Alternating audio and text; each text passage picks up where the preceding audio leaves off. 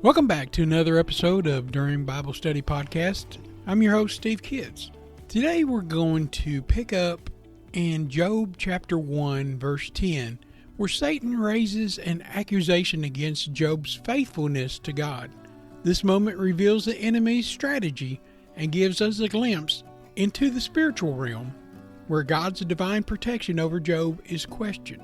As we unpack these verses, let's reflect on God's nature of the hedge of protection that He has of us, and the challenges of living in a broken world, and the confidence that we can have in God's plan for our lives, even when the trials come along.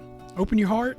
Let's get into this. And so Job chapter 1 verse 10 says, "Hast not thou made a hedge about him, and about his house, and about all that he hath on every side? Hast thou blessed the work of his hands, and his substance is increased in the land?" Now here we know that Satan acknowledges God's protection. This verse continues the dialogue between Satan and God, where Satan accuses Job's faithfulness of being dependent on God's blessings and protection. Hath thou not made a hedge about him? Satan acknowledges that God has placed a hedge around Job. A hedge symbolizes divine protection, safeguarding Job, his family, and everything that he possesses. Now, we talked about it last podcast about how much Job possessed. How many cattle, how many oxen, how many sheep, how many, people worked under him, how much family he had, how, he was wealthy and great in that area. He was almost at a king status. So everything that he had, the Satan is saying, he only's got this because you put a protection on him. We're blessed because God's favor on us, really. Now this image suggests that Job's prosperity and safety are due to God's protection and intervention, preventing harm or loss to come on his house. Said about this house and about all that he hath on every side.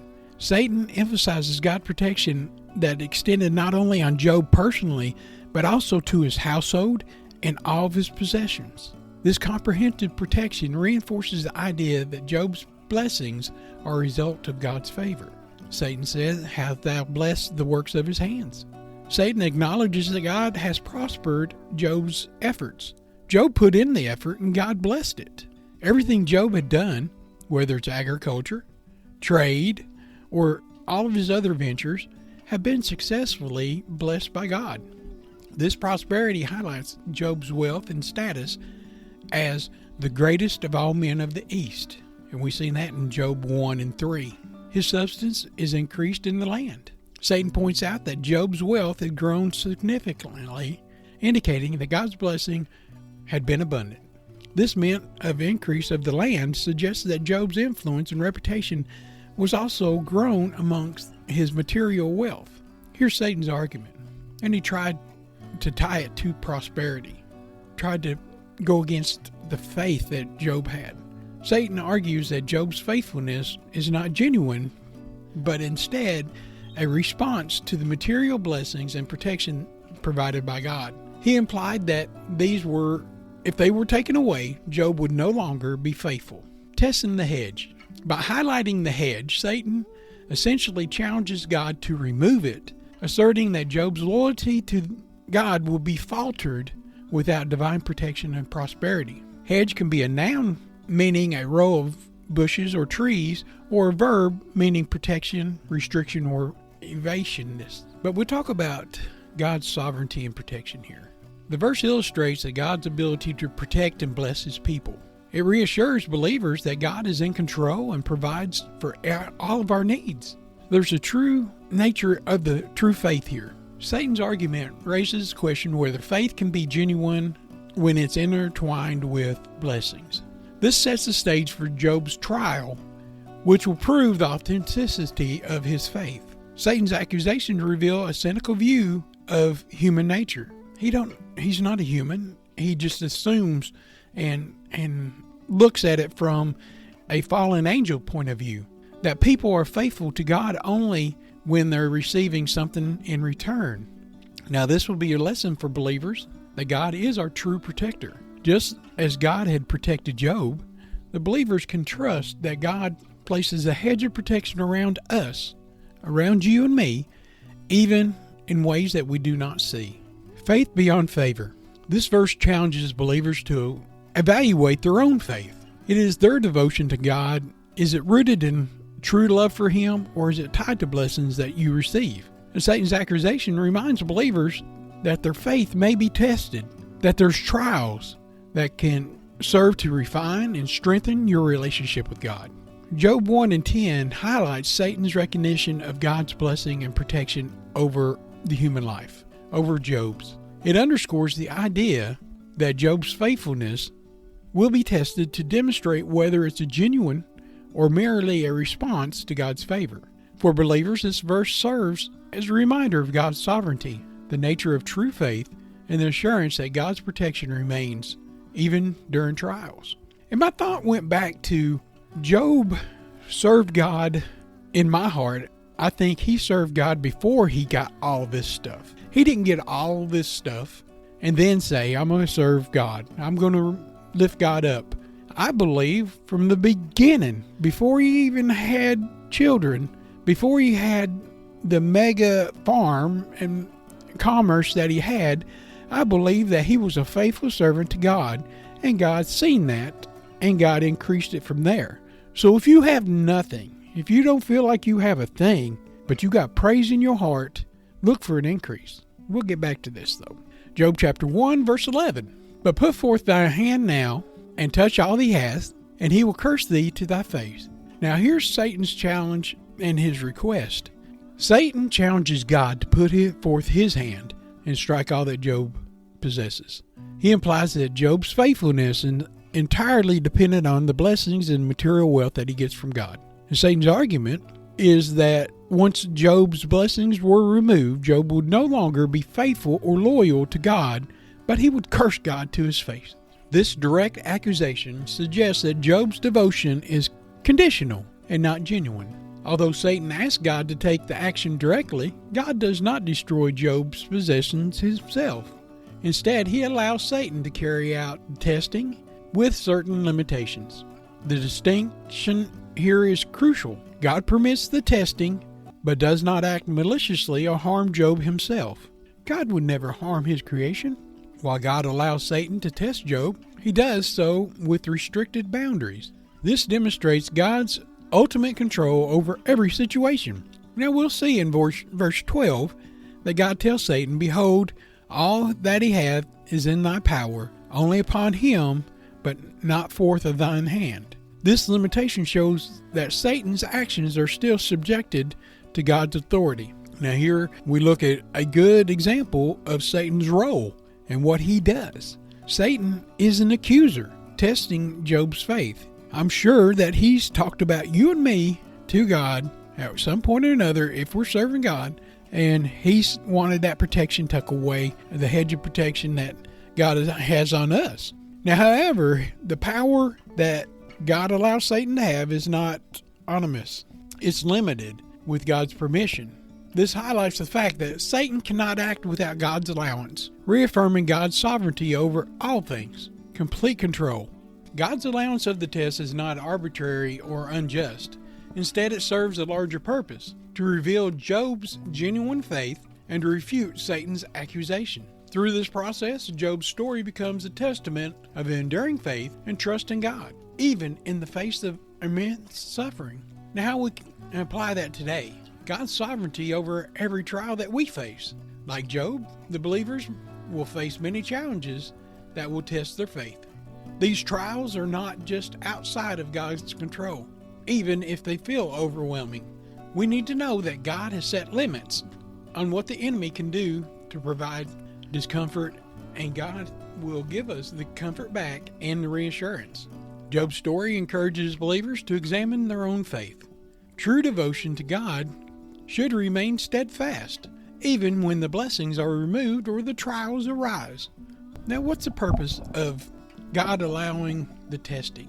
Trials often serve to refine purposes, deepen a believer's faith and their character. They provide opportunities to demonstrate the trust that we have in God and grow with Him spiritually.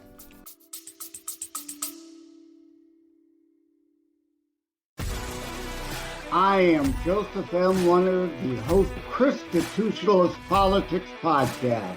Hoping you will tune in every weekend. Also hoping you will watch for the companion Constitutionalist Politics book, Politics from a Christian-based U.S. constitutionalist perspective.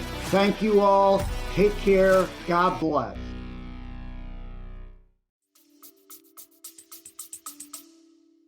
In Job 1:11, Satan requests that God acts against Job directly. But God does not harm Job or destroy any of his possessions. Instead, God allows Satan to carry out the test, but with limits. This demonstrates and distinctly highlights God's sovereignty, Satan's ultimate power, and the purpose of the trials revealing the strength and genuine faith. Through this, believers are reminded that their faithfulness to God should be transcendent of any of the circumstances and trusted in his ultimate plan and goodness. Verse 12, And the Lord said unto Satan, Behold, all that he hath is in thy power. Only upon himself put not forth thy hand. So Satan went forth from the presence of the Lord. Right here, God gave permission and boundaries. In response to Satan's challenge, God grants him permission to test Job by taking away the possessions. However, God set the clear boundaries. Satan is not allowed to harm Job or his soul. This limitation underscores Satan's power, and it's not autonomous, but subjective to God's sovereign control. After receiving the permission, Satan leaves from the presence of the Lord and in carrying out his plan. He's in a hurry to go cause trouble and dismay. This indicates that Satan is eager to test Job, reflecting his malice nature and desire to prove his accusations of Job's faith is based on material blessings. Even in allowing Satan to test Job, God reminds Satan that he's in full control. Satan can only act within the boundaries that God established. This highlights God's supremacy and authority over all evil forces. Even the people that Satan has working for him are subject to God's control.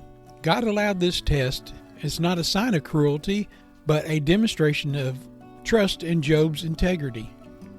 This test serves to prove Job's faithfulness and to refute Satan's claim that Job's devotion is only conditional. And we've said this before. Can God put your name instead of Job's? If Satan comes and accuses you of only trusting God because of your blessings, because of what God gave you, can you fill that spot? Can you be tested in that way? Will God say, hey, do what you need to him, he's still going to love me and praise me? That's something to think about. Now, Satan seeks to destroy Job's faith and reputation. His actions are not random, but targeted at challenging God's justice and Job's integrity. Despite his efforts, Satan remains subordinate to God's will. God allowed this test, but does not allow him to directly harm him. This distinction is important to understand God's role as a just and loving ruler. The trials serve a divine purpose even when they originate from Satan's maliciousness. This verse is setting the stage for the unfolding truth of Job's faith. His upcoming trial will demonstrate the genuine devotion to God, that is not dependent on the blessings but rooted in trust and relationships. Satan is powerful but not omnipotent like God. His actions are bound by God's sovereign will, showing that evil cannot operate unchecked. It has limits. When believers face challenges, they can find comfort in knowing that God is still in control and set the limits on what they can endure. No trial occurs without God's awareness or ultimate purpose. Job's upcoming trial reminds us that faith is tested most when the circumstances are difficult. True faith remains steadfast, trusting God even when the blessings are removed. While trials may be unfair or seem unfair, they serve as an opportunity for us to grow spiritually and to demonstrate the strength of one's faithfulness. Now, Job 1:12 reveals God's sovereign control to set the stage for Job's trial. Satan is given limited power to test Job, showing that even in adversity, God is still in control. This verse challenges believers to trust in God in all circumstances, recognizing that the trials can refine faith and deepen dependency upon God. Verse 13, "And there was a day when his sons and his daughters were eating and drinking wine in their eldest brother's house." Now here we're setting the scene. This verse transcends to a day where Job's testing really begins. It paints a picture of normalcy in Job's family life. His children are gathered together, enjoying meals and fellowship at the oldest brother's house. This reflects the close bond that they shared as we mentioned earlier in chapter 1, verse 4. Now think about this too. The eldest is the one that receives everything. If the father passes away, the eldest receives everything that the father has. They're next in line to be over everything, so that could play a part too. The eldest is setting the stage that he's in charge, and everybody's there enjoying what he has as being next in line. Now this is a peaceful and joyful setting that we imagine, and it contrasts sharply with the devastating events that's fixing to happen. This creates a dramatic tension, highlighting the suddenness and severity of any calamity. Disasters come quickly, and they come in a way you don't expect them. The oldest brother, like I said, likely held the position of honor and leadership among the siblings. The gathering may have been a regular occurrence, indicating the family's tradition of unity and celebration. Like I said, the eldest is in the first line of the inheritance. They would have been the one that would get the family wealth and land if something would have happened to the father. This gathering could have been a birthday party. It could have been a celebration of a new calf being born. It could have been a wedding. It could have been an engagement. They didn't have to have a reason for a get-together, but they did get together as a family. They were close, and they cared for each other. Job had raised them respecting each other and caring for each other. Now this verse underscores the fertility of human joy and security. Life can change dramatically in moments, as we see in the next few verses. Now this close family relationship among Job's children reflects Job's influence as a father who valued family unity. It also serves to heighten the emotion of the weight of the loss later in the chapter. The mention of a day reminds us that these trials can come unexpectedly, disrupting even the most ordinary and joyous moments. This emphasizes the need for spiritual readiness at all times. You never know what's going to happen. The timing of these events is not random, but is part of God's sovereign plan to test Job's faith. This aligns with the earlier scene in heaven where God allows Satan to test Job. The verse illustrates how trials can interrupt life's routines. For believers, this serves as a reminder to trust in God's plan, even when circumstances change abruptly. Now, Job's children enjoyed fellowship together, reflecting on one of the blessings that Job cherished. Their unity underscores the deep loss that Job will soon experience. Now, how can we apply this today? Cherishing our families and loved ones. This verse encourages us to value moments that we have together, that life is unpredictable. Express love and gratitude regularly, recognizing that these blessings are a gift from God. Just as Job regularly intercedes for his children, and we've seen that in Job 1 and 5, believers should remain spiritually vigilant, trusting God to guide them through unforeseen trials. Life's peaceful moments are a blessing. They're a gift, but they may not be permanent. Trusting in God provides stability even when circumstances shift unexpectedly. Now, Job 1 and 13 captures a moment of family joy and normalcy, setting the stage for the trials that follow. And it reminds us that there's unpredictable natures of life, the importance of cherishing blessings while trusting in God's sovereignty, even when faced with sudden changes. Now that wraps up 10 through 13, and I know this is sort of going slow, but we're covering a lot of ground. We're digging deep into these messages, and there's a lot into them. And I know we got a little bit more to go to get to the end of chapter 1, but I wanted to go ahead and try to break these down so you could understand them the way God gave them to me. So we'll wrap it up there. We'll start with 14 after this on the next pod, and we'll keep rolling right along. And thank you for joining me on this episode of During Bible Study Podcast. I've been your host, Steve Kitts. Join me in the prayer as we close this up. Lord Heavenly Father, we thank and praise you, Lord, for your word. We thank you, Lord, that we can look for your wonderful word as a source of encouragement and joy, that there's never anything wrong with getting into your word and putting it in our heart, that we can use it for your glory and lift you up. Let us ever be found faithful and usable in your sight. And we thank you and we praise you, Lord, and you lift you up in your blessed holy name, and amen.